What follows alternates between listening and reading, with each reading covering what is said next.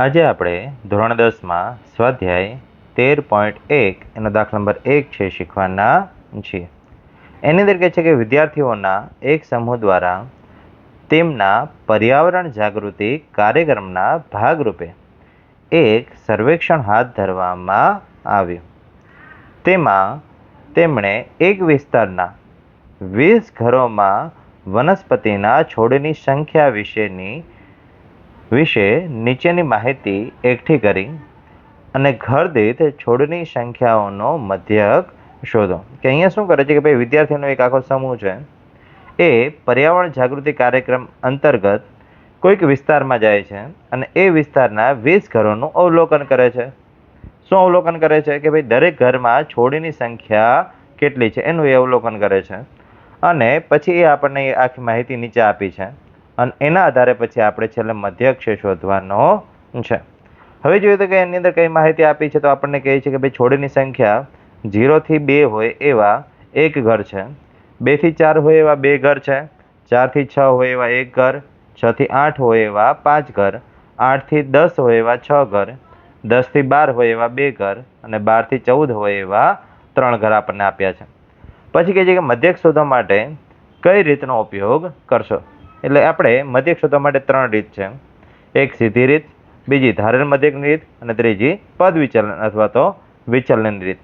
એમાંથી કેનો ઉપયોગ કરશો એ આપણને પૂછ્યું છે અને પછી કહે છે શા માટે. યસ, તો હવે અહીંયા આપણે સૌથી પહેલા તો આ છેલ્લા પ્રશ્નનો જવાબ પહેલા આપી દઈએ.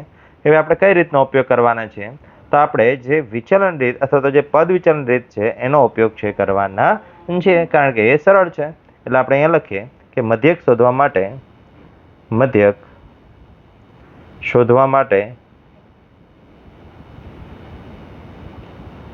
પદ વિચલનની રીતનો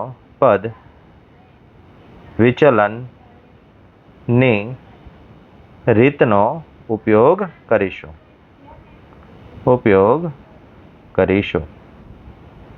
શા માટે તો કે એ સરળ છે એટલા માટે. ચલો હવે અહીંયા આપણે કોષ્ટક લખીએ અને એના આધારે છે મધ્યક શોધવાનો પ્રયત્ન કરીએ. તો સૌથી પહેલા તો અહીંયા છોડની સંખ્યા એટલે કે આપણે જે વર્ગ છે એ લખી નાખીએ. જો કે મેં અહીંયા અગાઉથી લખેલો જ છે કે જેથી કરીને આપણો ટાઈમ ન બગડે, કે જે અહીંયા રકમમાં હતો એનો જ વર્ગ આપણે અહીંયા લખ્યો છે.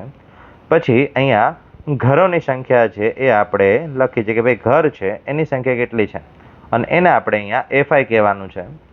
પછી તો કે એક્સઆઈ એ આપણે અહીંયા શોધવો પડશે અને પદ વિચલન રીત વાપરવી છે એટલે પદ વિચલન રીત માટે અહીંયા યુઆઈ આવશે અને છેલ્લે એફઆઈ અને યુઆઈ બંનેનો ગુણાકાર આવશે.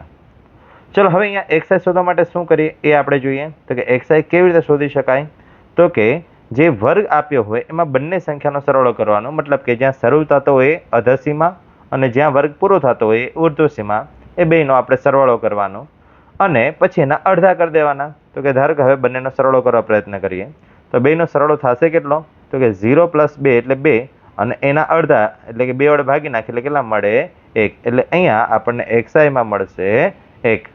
ચલો સેમ એ રીતે પછી બીજામાં કરીએ તો કે 2નો સરવાળો કેટલો થશે તો કે 2 અને 4 તો કે 6, 6ના અડધા એટલે 3, એટલે આપણો એક્સઆઈ છે 3 મળ્યો. ચલો સેમ એ રીતે 6 ને 4 10, 10ના અડધા તો કે 5 એટલે અહીંયા આપણને 5 મળશે. હવે જરાક ધ્યાનથી જોઈએ કે ભાઈ બધામાં ગેપ કેટલા ચાલે છે તો કે અહીંયા 1માં 2 ઉમેરીએ એટલે 3 મળ્યા, 3માં 2 ઉમેરીએ એટલે 5, 5માં પછી 2 ઉમેરશું એટલે 7 મળશે. સેમ એ રીતે ક્રમશઃ 2 2 ઉમેરતા જઈશું એટલે આપણને આના પછીની એ એક્સઆઈની કિંમત છે મળતી જશે અને એક્સઆઈ એટલે શું થાય તો કે એ મધ્ય કિંમત થશે. એટલે આપણને ક્રમશઃ મધ્ય કિંમત છે મળતી જશે. હવે પ્રશ્ન છે કે સર એમાં 2 જ કેમ ઉમેર્યા, કારણ કે ધ્યાનથી જોઈએ તો વર્ગ લંબાઈ કેટલી છે 2 છે. કે ભાઈ અહીંયા 2માંથી 0 બાદ કરી દે એટલે 2 વધે છે, 4માંથી 2 બાદ કરી દે એટલે 2 વધે છે, એટલે કે બધી જગ્યાએ જે લંબાઈ છે એ આપણને 2 2 છે. એટલા માટે આપણે અહીંયા 2 વડે છે 2 છે આપણે ઉમેરતા જવાના છે. ચલો તો હવે અહીંયા 5માં 2 ઉમેરીએ એટલે 7, 7માં 2 ઉમેરશું એટલે 9, 9માં 2 ઉમેરીએ એટલે 11, 11માં 2 ઉમેરીએ એટલે 13. ચલો હવે યુઆઈ ગોતવાનો છે.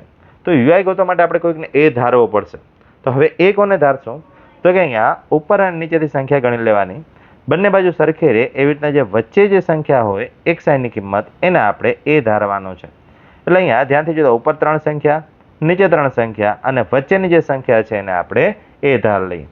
હવે જો જ્યાં એ ધાર્યું છે ત્યાં આપણે 0 લખી નાખવાનો, ઉપર એકડા બગડા લખવાના પણ માઇનસમાં, એટલે અહીંયા -1 -2 -3 નીચે +1 +2 અને +3. હવે પાછો પ્રશ્ન કે સર આ તમે લખ્યું કેવી રીતે? તો હવે એના માટે જે સૂત્ર છે એ યાદ કરી લઈએ કે ભાઈ યુઆઈ બરાબર શું સૂત્ર થાય? તો કે યુઆઈ બરાબર xi માઇનસ a છેદમાં h એટલે કે વર્ગ લંબાઈ. હવે ધારો કે અહીંયા આપણે 7 માટે લઈએ તો કે xi 7 છે અને માઇનસ a એટલે 7 ભાગ્યા h એટલે આપણી વર્ગ લંબાઈ. આપણે અહીંયા ગણ્યું હતું ને ગેપ કેટલાનો છે? યસ, તો ગેપ કેટલાનો છે? તો કે 2 નો ગેપ છે, એટલા માટે અહીંયા 2. 7 માંથી 0 જશે એટલે 7 માંથી 7 જાય એટલે 0 ના છેદમાં 2 એટલે 0 જાવ. ચલો સેમ રીતે નીચે માટે એના માટે ગણતરી કરીએ તો કે 9 -7 ભાગ્યા 2 અને 9 માંથી 7 જશે એટલે 2 ના છેદમાં 2 એટલે 1. યસ, એટલે સેમ એ રીતે આપણે ક્રમશઃ બધાની કિંમત મેળવી શકીએ. યસ, સેમ એ રીતે પછી આગળની કિંમત લઈએ તો કે 11 - 7 ભાગ્યા 2, 11 માંથી 7 બાદ કરીએ એટલે 4 ભાગ્યા 2 એટલે આપણને મળશે 2.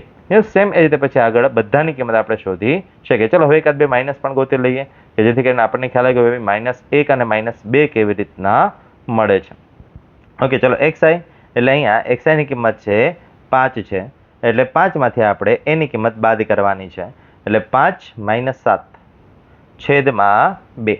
5 માંથી 7 બાદ કરીએ એટલે આપણને 2 મળશે, પણ નિશાની મોટા પદની એટલે -2 મળશે અને -2 ભાગ્યા 2 એટલે આપણો જવાબ આવશે -1.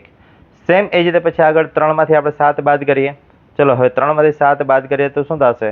તો કે 3 - 7 ભાગ્યા 2. 3 માંથી 7 ન જાય એટલે 7 માંથી 3 બાદ કરીએ એટલે 4, પણ નિશાની મોટા પદની એટલે -4 ભાગ્યા 2 એટલે આપણો જવાબ આવશે -2.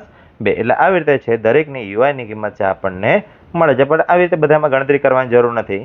આપણે સીધી જ ડાયરેક્ટ એની કિંમત એ વચ્ચેની સંખ્યા 0, નીચે 1 2 3 અને ઉપર -1 2 3.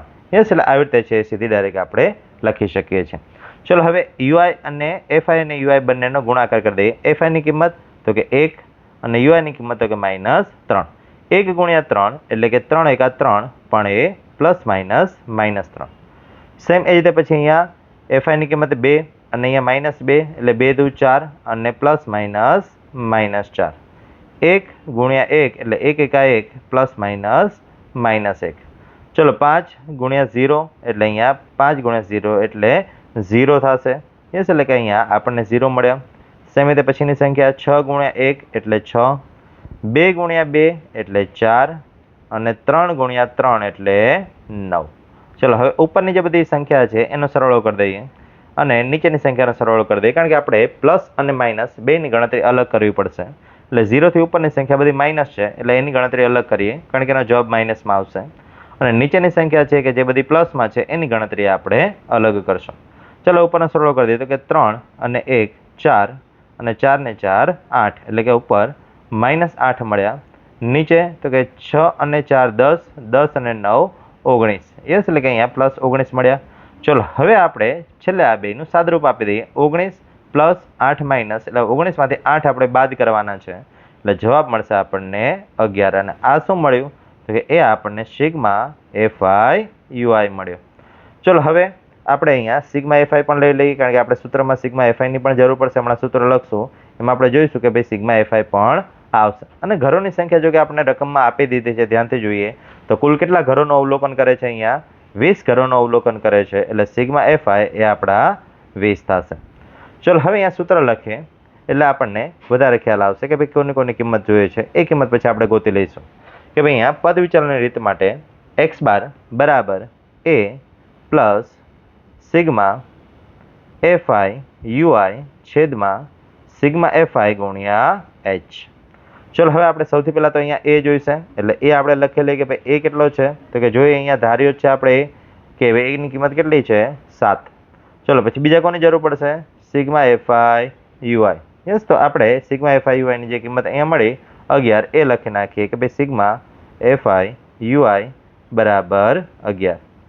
પછી સિગ્મા એફઆઈ છેદમાં જોઈશે, તો સિગ્મા એફઆઈની કિંમત પણ આપણે અહીંયા ઉપર જ છે, એટલે એ પણ લખી નાખીએ કે ભાઈ સિગ્મા એફઆઈ બરાબર 20. અને છેલ્લે h એટલે કે વર્ગ લંબાઈ, કે ભાઈ વર્ગ કેટલો લાંબો છે તો કોઈ પણ એક વર્ગ લઈ શકાય. પાછળની સંખ્યામાંથી આગળની સંખ્યા બાદ કરીએ એટલે 14 માંથી 12 બાદ કરીએ એટલે કેટલા વધશે? 2. એટલે વર્ગ લંબાઈ છે આપણી 2 મળી. ચલો હવે આ બધાની કિંમત છે આપણે આની અંદર મૂકી દઈએ. એટલે અહીંયા a બરાબર 7, પ્લસ સિગ્મા એફઆઈ યુઆઈ એટલે 11 છેદમાં સિગ્મા એફઆઈ એટલે 20 ગુણ્યા એચ એટલે 2.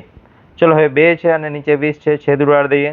10 ગુણ્યા 2 એટલે 20 અને 2 2 છે, અંશ અને છેદમાંથી જતા રહેશે એટલે આપણને અહીંયા કેટલા મળશે તો કે 7 પ્લસ 11 છેદમાં 10. હવે છેદમાં 10 છે એટલે છેલ્લેથી એક અંક પહેલા પોઈન્ટ મૂકી દઈએ એટલે આપણને મળશે 7 પ્લસ 1.1 અને બરાબર આપણને 7 અને 1 8.1 એટલે આપણને જે એક્સ બાર એની કિંમત કેટલી મળી 8.1 અને તેથી આપણે લખી શકાય કે ભાઈ તેથી આપેલ સંખ્યાનો મધ્યક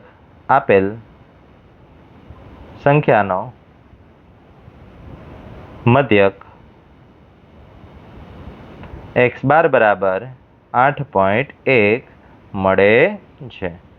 ચાલો આપણો દાખલો અહીંયા પૂર્ણ થાય છે. Thank you.